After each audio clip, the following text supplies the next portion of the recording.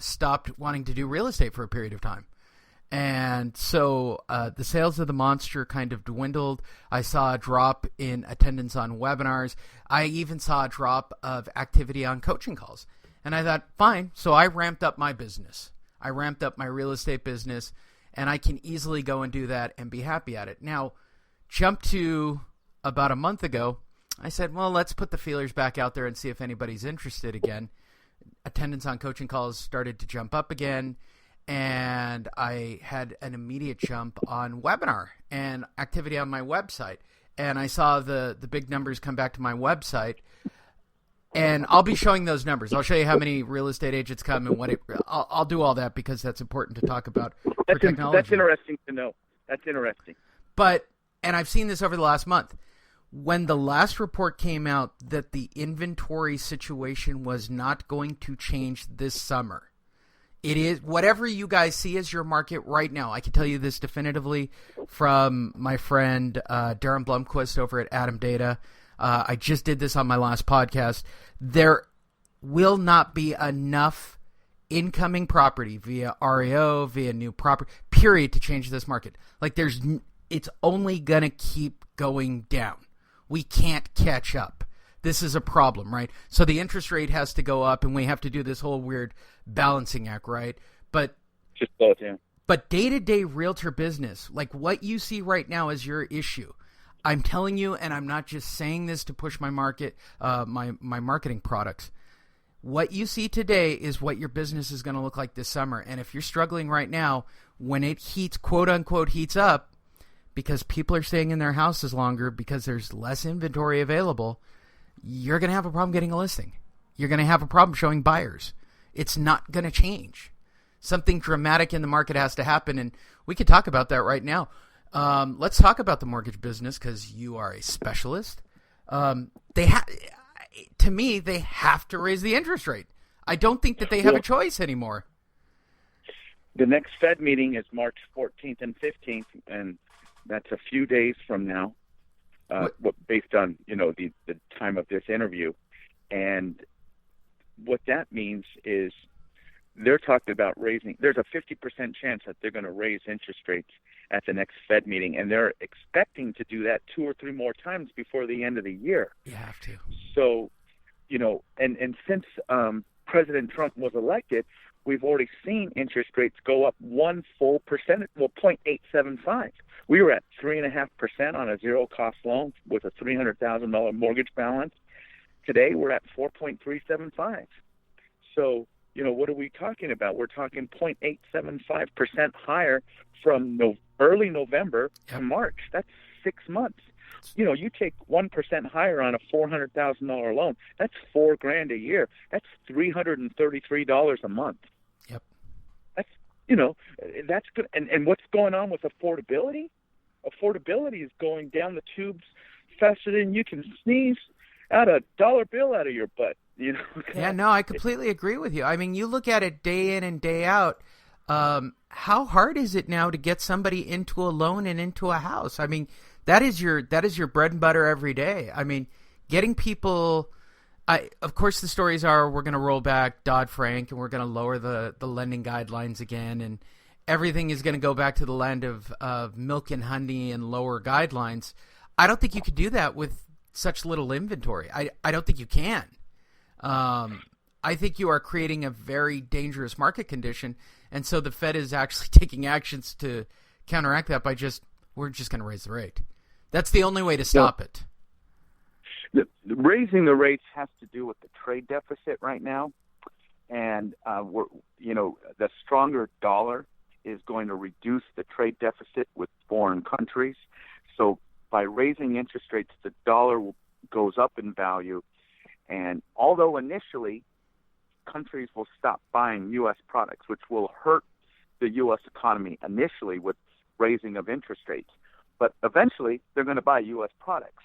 And then they're going to realize, hey, this isn't the first time they're going to raise interest rates. They're going to continue to do it. So, not by us protesting by not buying U.S. products, it's only going to get worse for them. So then they're going to finally say to themselves, okay, well, we better buy some U.S. product before they start raising interest rates even more. So you'll see, the trade deficit issue being handled. And that's the number one reason, in my opinion, that they are raising interest rates. Now, you might get an economist who might beg to differ with me, and I'm not going to get into a political or economic discussion with him. All I can tell you is that I'm going out showing my clients homes because I also own a real estate company. I was in Pasadena, 25 offers, Lee. It's March, early March, 25 offers on beautiful, cute little contemporary $600,000 homes in Pasadena. 25 offers. And it wasn't just one house. Oh, we have 5-10 offers. We're expecting a bunch more tomorrow. If your client's not ready, don't even bother submitting an offer because we'll have a decision by the end of the day tomorrow. That's what you're hearing all over the place. I've been working with one client for 18 months. We just got a counter back yesterday for 503 on a property. And next thing we heard, there's multiple offers. It sold way above asking, 5% higher. It was a $500,000 home. We heard it was in escrow for $525. My client didn't want to budge off of 503. Well, there goes another house that they wrote an offer on that they didn't get accepted. So, yeah, and it's not getting this summer's going to be worse. And I think it's going to finally start slowing down in the winter time because that's when real estate finally slows down anyways. But I think it's going to start slowing down in the winter time, and I think we're going to see things, really start slowing down because now rates are going to be probably another half a point higher, maybe in the high 4s by that time. And we'll see, now, okay, well, the rush to Disneyland, the 50% half off ticket price on a beautiful summer day is the special has gone away, and now it's back to normal prices. And how many people are going to be there on Christmas Day? You just got to go there on Christmas Day to see how many people are at Disneyland. Not very many. Right. So we'll see. It'll be interesting. I'm going to sit back, grab the popcorn, and watch it all unfold because it's always interesting to me how it all plays out. So if you don't want to get caught up in that trap, if you're listening to this is a great opportunity. All you got to do is type in Monster Marketing Summit. Come spend the day with me and Fred and the entire crew. We mixed it up a little bit this year. We are singularly focused on finding you the best data source to get you listings. I want you to get one listing per week. This isn't like, one listing per month or any of the. I'm not going to teach you any cold calling. There will be no door knocking scripts. There will be no mailer. There might be some mailer ideas. I don't know about that. But by and large, all the ideas there will get away from traditional advertising and marketing stances. We'll discuss all the alternatives. We'll, of course, talk about monster marketing. Fred is going to MC the event. He's also going to, if you need to get a good broker while you're at the event, Fred will take care of all of your needs as well. Anything you want to add about the event, Fred? Yeah, I always like to hear Justin speak, and I'm interested in hearing Steve speak. Yeah. Those are I actually sit down and if my phone rings, I actually, I'm very obsessive compulsive about answering my phone, but I will run outside real fast and say, can I get a name and number and call you right back? Because I want to hear what those guys have to say. I'm interested. I like to learn. You have to be knowledgeable. And when you're talking with clients, and those guys are going to make you more knowledgeable. And I like to think that I'm a man of at least average intelligence. So you might learn a thing or two from me. I know you're going to learn a thing or two from Lee. And then Dave Bartels, he's a very good speaker, and he's got great information. He's a guy who's doing it out in the field. And then his son, Davis, and who else? And then you got your panel of students who are out in the field, and they're going to, tell you how they're doing it and what's working for them out there. And then and I think I just covered everybody, didn't I? Yeah, we did. It's real time. Oh, and Robert. Don't ever forget Robert. Oh, yeah. Well, he's an investor and a private money guy, or former private money guy. Former private money guy. And you're probably wondering, everybody listening, why would you bring a private money guy to speak at the event about fixing and flipping?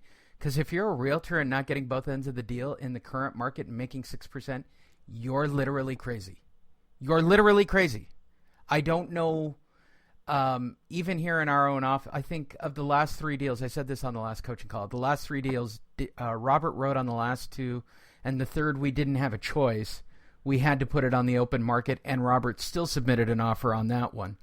But I think it was a short sale, so we didn't have a choice, but we had to run the market. It's mind-blowing to me how everybody doesn't have a list of investors right now. It's just mind-blowing because they're the number one buyers. It cuts down on your marketing time, cuts down on your sales time. I know David has a complete list of investors, so the minute he gets something, he just blasts it out to his list.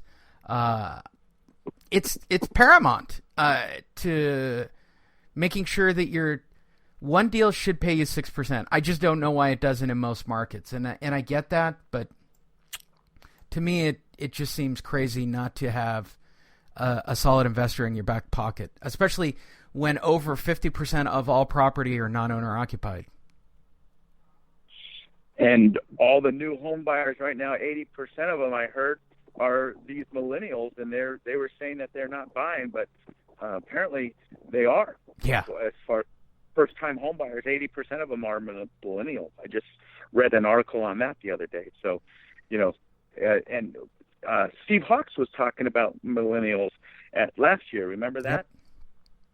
I wish I had the patience. This is true. I wish I had the patience to go and cut up video and make a greatest hits from everything we've seen over the last 7 years. Oh, yeah. Because they're like I'll sit with David at the back table, and you're over to the left. It's usually then David and then me, and we're all typing on our laptops, and somebody will say something, and we all stare at each other.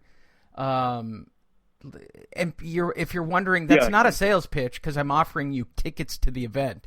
But I can remember back to walking back into Nino Sabroso when we were in a small room. We only had like 50 or 60 people. We did a small mastermind that year. But Nino walking in and going, well, yeah, do you ask him about plan B? Sure, you're working on a loan mod. Sure, you've missed your payment. Sure, you're going to work it out. But what's your plan B? And I remember looking at David going, that might be the greatest line I've ever heard. That might be the single greatest conversion line I've ever heard for somebody who's missed a payment. And David goes, it is. And ever since then, David and I have both on almost every coaching call go, it is okay, what's your plan B? Sure, you're going to get the loan mod. Everything's great. There's going to be a leprechaun in the backyard. There's money in your closet hidden in a shoe. Great. What's your plan B if that doesn't work? And it's such and all of you listening going, well, that just seems so obvious and so basic. Really? I've been doing this since 88, and I've never thought about being a true advocate at the front door, creating a relationship, creating a connection, right? That's what we all preach, and that's what every coach and guru out there is talking about these days. The question is, at what point do you make the turn and go, yeah, well, I want to list your house, or what's your plan B? Let me tell you the difference between saying, hey, I'm a realtor and I want to sell your house, and saying, well, what's your plan B? Can I present you a plan B? Would you be open to hearing this? See, there is money in these walls, and there is an opportunity for you to sell and still get some money and save some dignity and remove your debt. That's a big difference than going, I want to sell your house. Huge difference. Offer them a solution. Yeah. Solution driven. No, I'm with you. And that's how you improve on business. I mean, if you're not growing and learning from everything you hear constantly, then you might as well give up. I mean, I learn constantly about marketing. I see stuff that blows my mind. And for realtors, I'll say this. I was just watching a fairly famous person's marketing webinar for realtors right now. Someone who, I'm not going to say who it is, but I'll say this. He can't even market in his own name that it's his webinar because he's so annoying.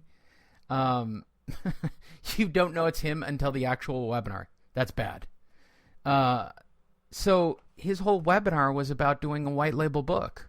Like, that's what they're still pushing for realtors. Like, be the author of your own book. That'll get you $1 million listing. Why? Because last year it got me $1 million listing. One time. All right, I agree. That's an amazing idea, but you can go on Fiverr and get a white label book and put your name on it. There are real estate books on Fiverr for $5 that you could put your name on and put on Amazon and claim as your book. or get printed out.